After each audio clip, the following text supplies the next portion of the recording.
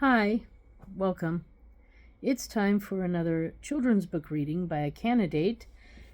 I am that candidate, and my name is Susan Maud Buchser-Lochocki, or Susan Buchser for short, and I am a presidential candidate from the 2024 presidential election, and quite possibly a presidential candidate from the for the 2028 presidential election here in the United States. I am going to be reading you a story, a children's book story. Perhaps you know it. It's called Little Red Riding Hood, and it's from this book, which is from my childhood. It's a big golden book. It doesn't have the copyright information in it anymore because its pages are missing. But it starts like this. So there's Little Red Riding Hood. And yeah, there's the back of it. There are 3 stories in here. So maybe I'll get to all 3.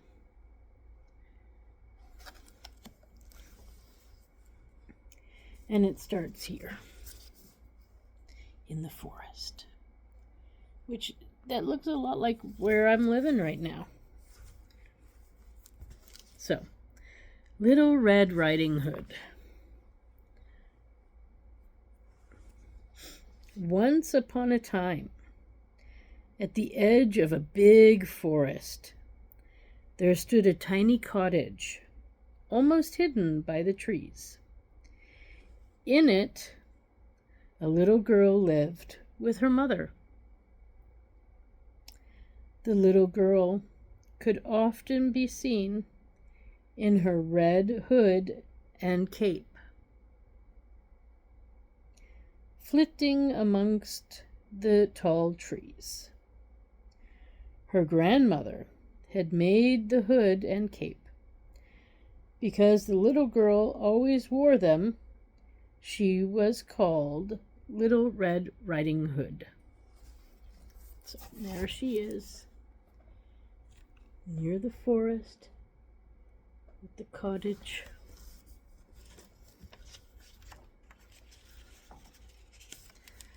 One morning, Little Red Riding Hood's mother packed a basket with some homemade chocolate cake, a jar of strawberry jam, and a bottle of creamy milk. Take this basket to your grandmother, Little Red Riding Hood. She is sick in bed, and this food will do her good. Besides, she will be happy to see you. Now remember, her mother went on, stay on the path, and don't talk to any strangers. And when you see your grandmother, don't forget to say good day. Little Red Riding Hood promised to behave nicely. She gave her mother a kiss and started off along the path through the woods.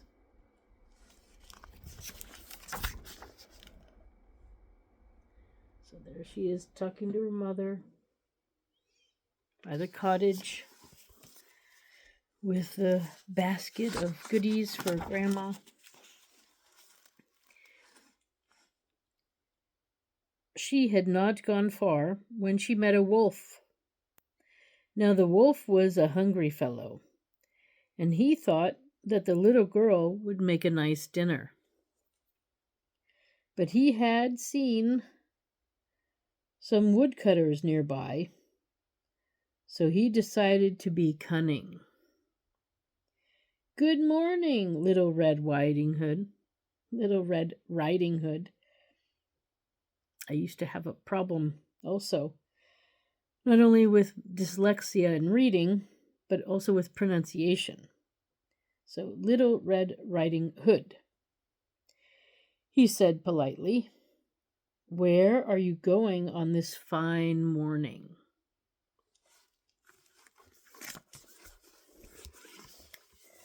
Here is the wolf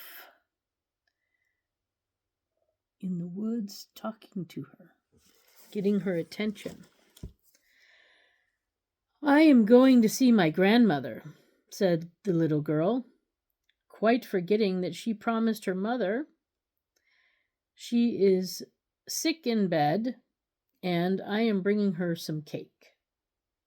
Well, said the wolf, and where does your grandmother live? On the other side of the woods, said Little Red Riding Hood, pointing her finger. Then you had better pick some pretty flowers on the way, said the wolf.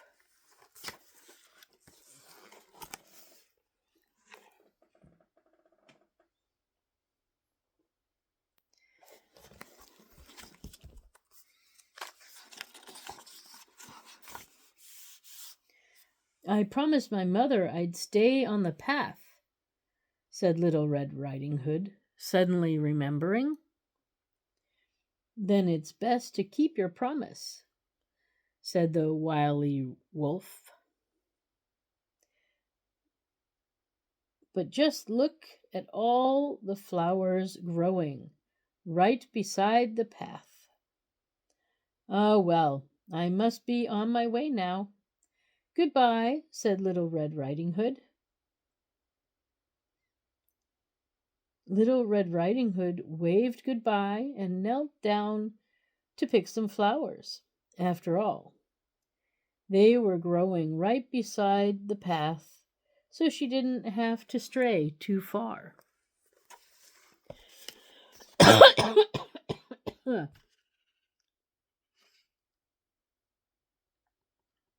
we go.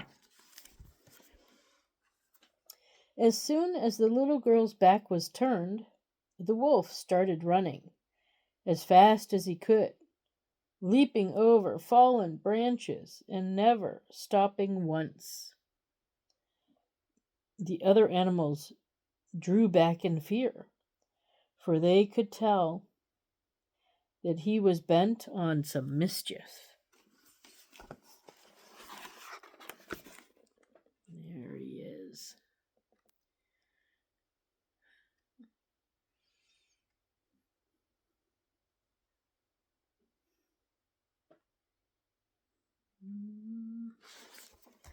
All right. The wolf ran straight to the grandmother's house and knocked on the door. Who's there? Said the grandmother.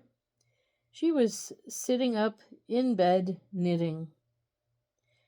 It's I, Little Red Riding Hood, said the wolf in a wee little voice. I have brought you some homemade cake for your tea. So here's the grandmother.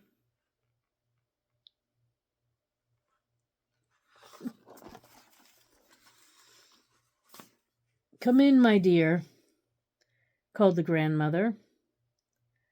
The door is unlocked. The wolf opened the door and went in. And without further ado, that wicked wolf sprang on the grandmother and ate her up. Then he put on her shawl and cap, climbed into bed, and pulled the covers up to his chin.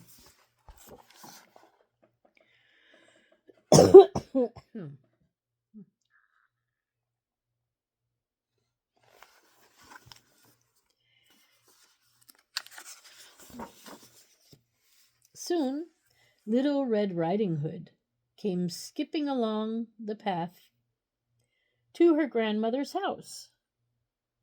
She knocked on the door. Who is there?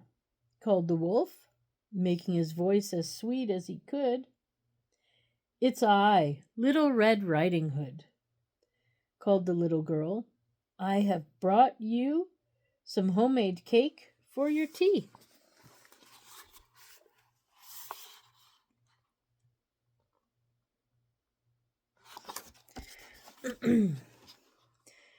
"Come in, my dear," called the wolf. "I am in bed, but the door is unlocked." Little Red Riding Hood opened the door and went in. The figure in the bed was almost hidden from sight, what with bedclothes and a shawl and a little lacy cap.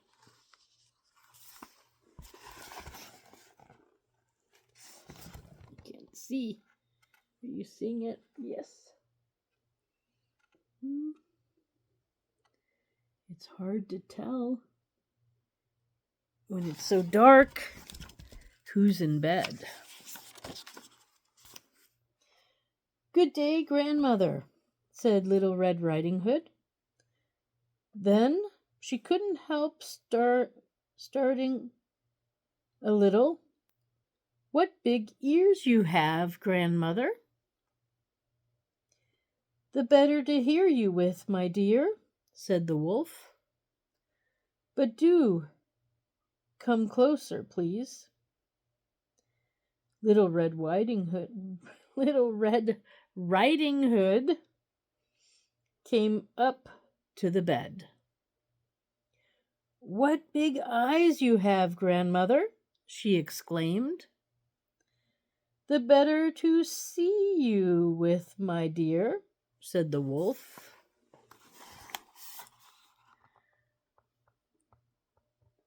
He does have big ears, big eyes, huh? "Oh, grandmother, what big teeth you have," said Little Red Riding Hood. "The better to eat you with, my dear," said the wolf, and without another word he sprang from the bed and ate up Little Red Riding Hood and all.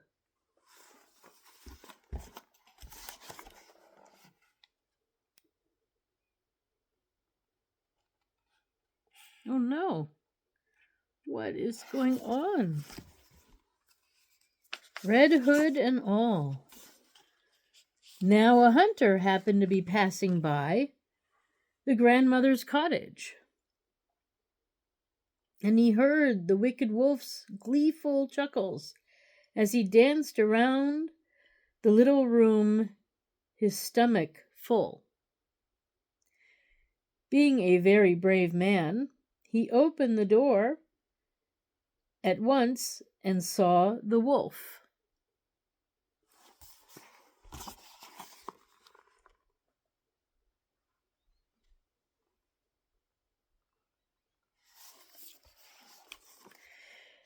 Without further ado, the good hunter shot the wolf dead.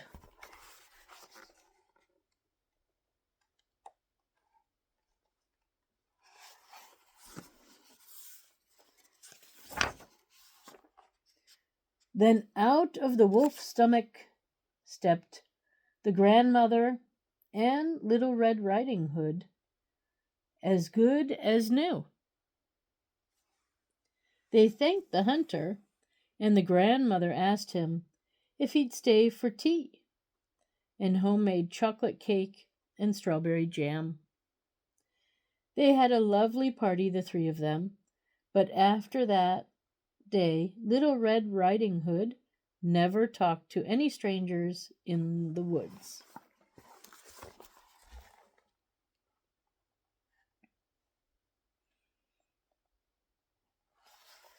Ta-da! So, that is the end of the story of Little Red Riding Hood. Thank you for joining me today. And next week we'll go back and finish the Constitution, and then maybe I'll read then the next part of this book, which is called 3 Favorite Fairy Tales. And that was the first one. The next one would be Hansel and Gretel. All right. This is a book from my childhood, so 1965, plus minus a couple of years. All right. Thanks for stopping by, And if you want to find out about my campaign, you can go to my website, Susan4USA.com. That's Susan, the number 4, USA.com. And I wish you a good day wherever you are. Bye for now. And don't talk to strangers. Thanks for stopping by. Bye.